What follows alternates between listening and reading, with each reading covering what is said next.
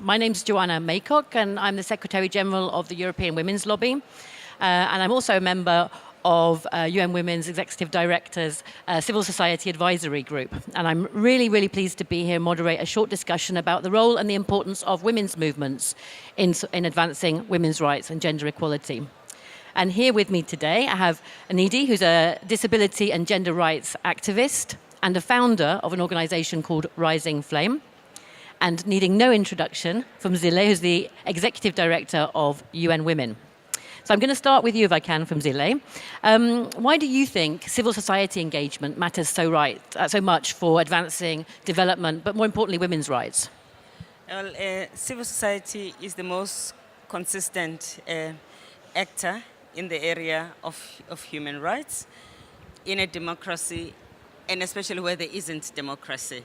Because even in a democracy, governments change, policies change for better or for worse, but civil society has a constant way of focusing on the things that matter to women and girls. So the presence and the activism of civil society assures continuation, assures the institutional memory, and of course, civil society is always a watchdog for those that are most unable to speak for themselves. Thank you very much, Phumzile.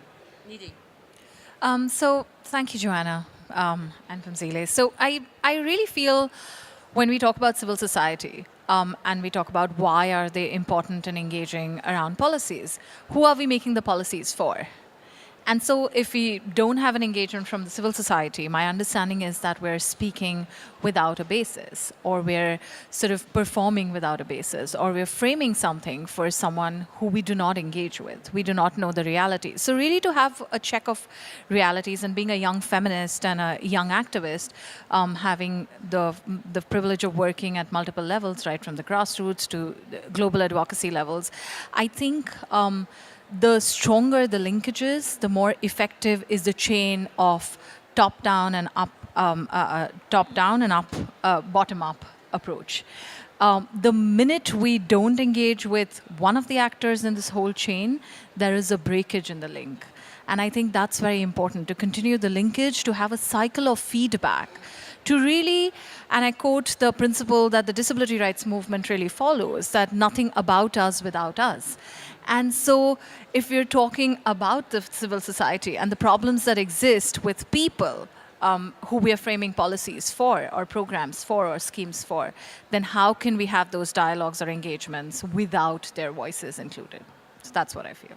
Yeah, we really see the same in Europe, the importance of the connector and the catalyst role that women's organizations can play in connecting diverse communities, diverse institutions from all different levels, both in providing direct support to women, but also in advocating for major systemic change. But we see also some real threats, actually, to the women's movement right now and to civil society more broadly. And I wonder if you could say a little bit, Phumzile, about what you think the greatest threats and risks are for the women's movement today. Well, starting with the concern that only 3% of the people in the world live in country where there's complete freedom of association and activities for civil society. So already this is a lot of people that are living under conditions that are not satisfactory.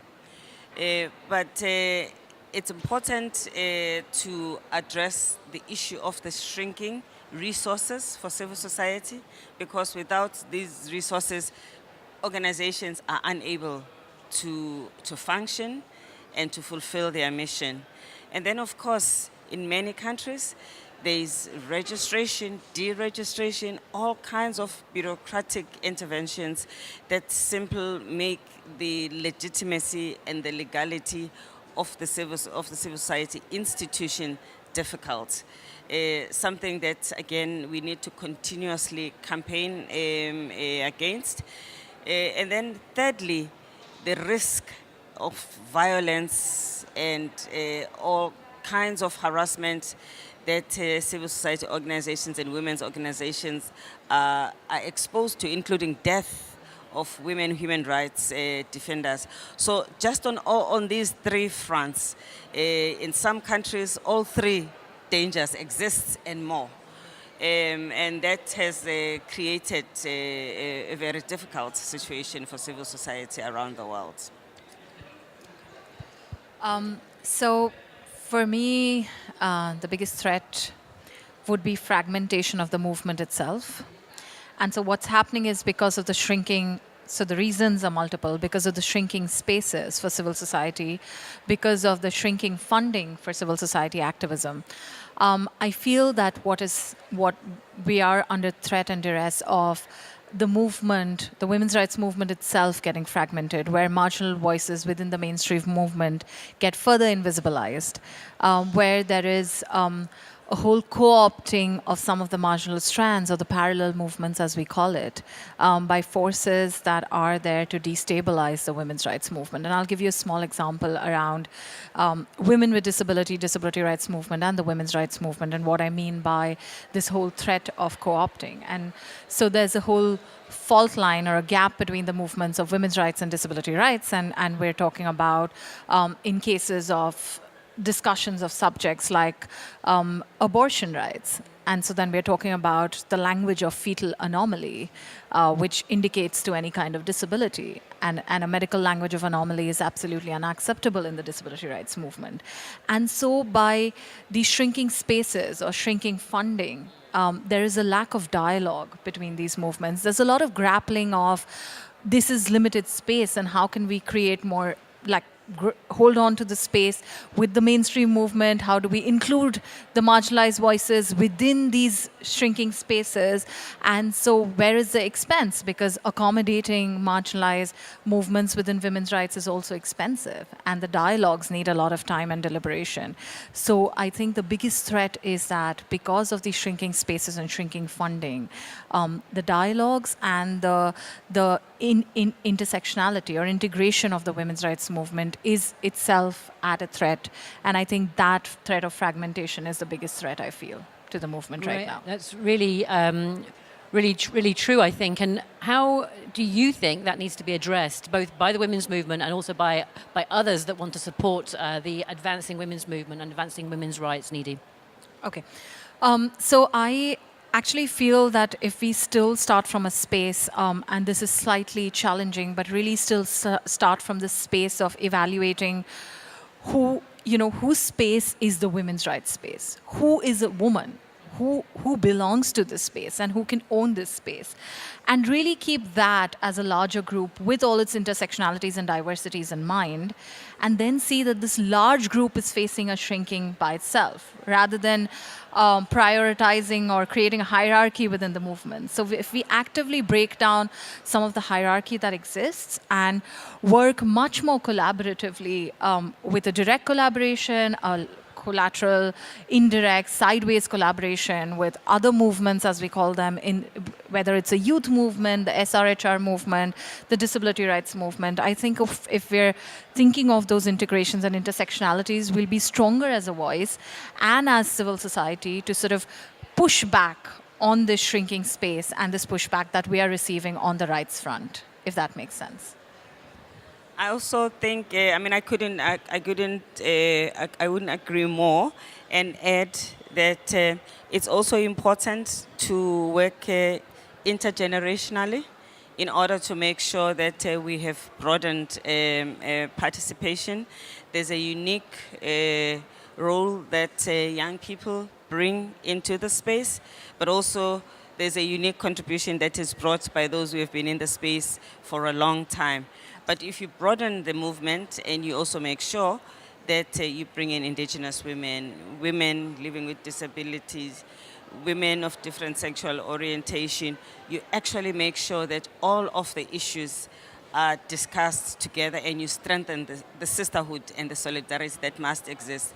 There is also a role for men while women continue to lead the struggle for gender equality.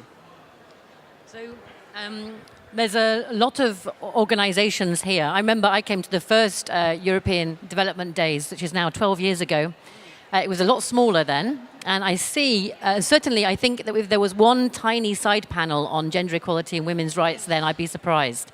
So here we are, thousands of people, hundreds of stands. Every discussion is about gender equality and women's rights. So that gives me some hope, I must say. What's the message for all of these organizations who are here? Some of them have a lot of resources and increasing commitment and understanding of the importance of women's rights as part of a development path. What's the message for them in terms of how they can better support the women's movement in a very much an intersectional way? Nidhi, would you like to throw some thoughts out there? The messages is work together. Actually, the messages work together. Amplify voices, actually build voices, amplify voices, and really not think that this space belongs to one group or the other. I really would just say that, and the organizations that have the privilege of holding resources also have the responsibility to see if the benefits of those resources are trickling down right to the grassroots, and whether the activism is being framed upwards from the grassroots and the participation of civil society. So that's really the message that I want to leave here the various organizations with. I would also emphasize the importance of rallying around some of the common issues that have got the highest impact on most women in most parts of the world, so that we are able together to take a shorter time to address certain issues, because if we're too fragmented and dealing with too many issues, there is a tendency for us not to accomplish anything. But violence against women is probably one of the issues where all hands must be on deck. We need to work together. Whatever you specialize on, this issue of violence against women exists. The issue of access to resources and directing them, partners who are here, if they could use their influence and their stature and their different connections to make sure that there is support, material support, because women's work is expensive and the field is large, and we need to scale up the activities that we do so that we don't leave anyone behind.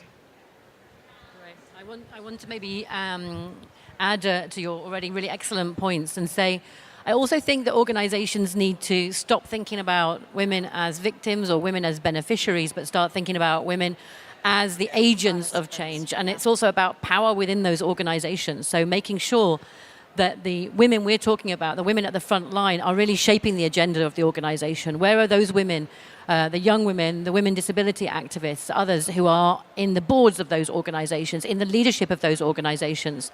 So it's also about ensuring that those voices are at the center of shaping the campaigns, the activism.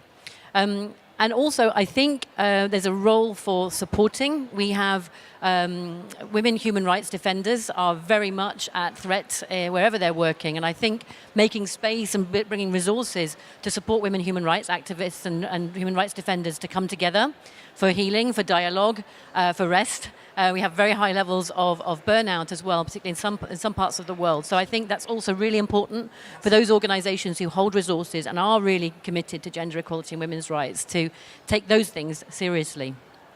So I have maybe one last question for both of you. It does feel like we're living through something of an unprecedented flowering of activism for women's rights and gender equality. What makes you particularly excited and hopeful today, Phumzile? I think an event like this, where gender equality is not a side event, but a mainstream event, is for me one very important sign that there's a greater recognition that we're talking about more than half of the world's population.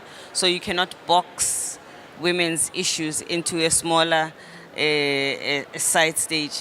The fact that issues of gender equality increasingly are not issues that are only being dealt with by women's ministry, that we are mainstreaming them, we are seeing heads of state taking responsibility for the issues.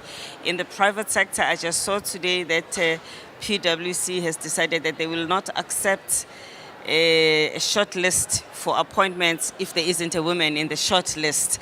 I mean, if you think about how grey-suited that profession of accountants to reach a point where it is necessary to have women, because women who can take these jobs exist. So I am encouraged definitely by the shift in the perception of where the space of women is, that the space is everywhere, and it is about mainstream and main stage. Nidhi.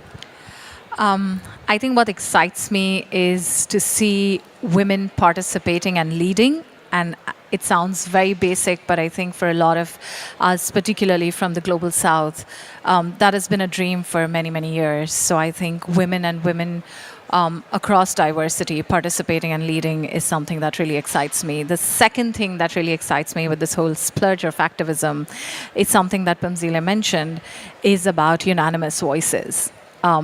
To change, to bring a change, and to work on issues. And I think that is the force that we bring to the global space as civil society, as actors, as women's rights activists and policymakers, to be the change that we want to see. Thank you very much. So thank you all for being here this early morning, and thank you very much to both of my speakers here today. And thank you to the SDG stand for having us. Thank you.